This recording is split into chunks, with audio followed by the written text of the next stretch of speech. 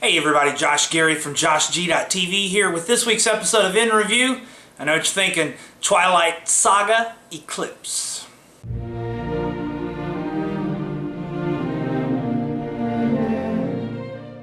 Now, Twilight is one of those you either love it or hate it type sagas, genres, types of movies.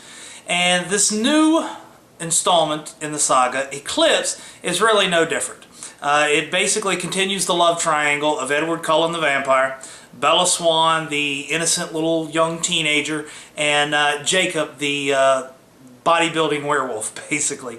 And in this particular version, some unknown entity is creating an army of newborn vampires which are supposedly stronger, faster, hungrier, more violent than normal vampires.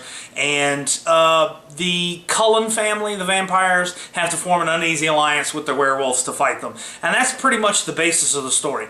I'm not a big Twilight fan, but I will say that I did enjoy the movie. Now, it was a little bit of a roller coaster for me because, of course, this movie is geared more towards the preteens, the young girls, the Twi moms, they call them. And so there is a lot of this love tryst back and forth between Jacob, Edward, and Bella. And, you know, should she go with this guy? Should she go with this guy? Should she make her own decision? Is this and that?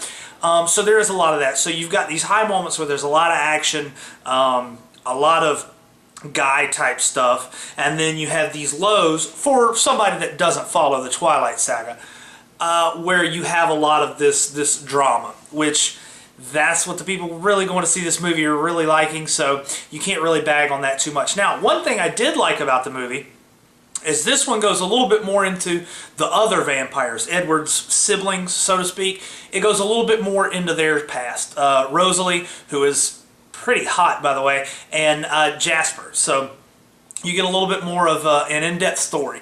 Now, me personally, I was bored to death of the second one. I was actually pretty entertained from this one. There are a few plot holes, and from the way I understand it, they've kind of rearranged the timeline from the book. Apparently something that happens like 2 hours into the movie or whatever it is like early on in the book, and some weird things. So even if you have read the books, you should be able to enjoy this movie. It follows the plot closely enough that you won't really get lost.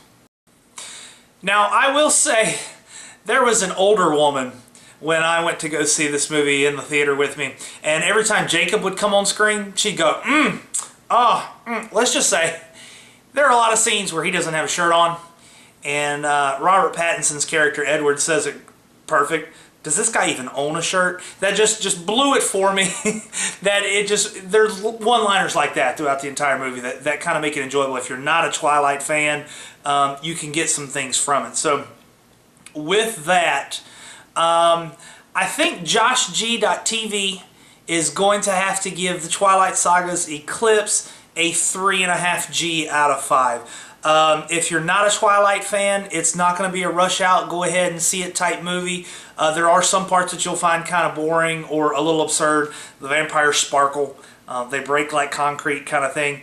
But yet there is some stuff in there that you will be entertained. Some of the fight scenes between the werewolves and the vampires, some of the fights between the vampires themselves are actually pretty good. So, you know, like I said, 3.5 G out of 5. Not bad, but geared more towards a target audience. The target audience is probably going to give it a lot higher rating, but me personally, that's what I give it.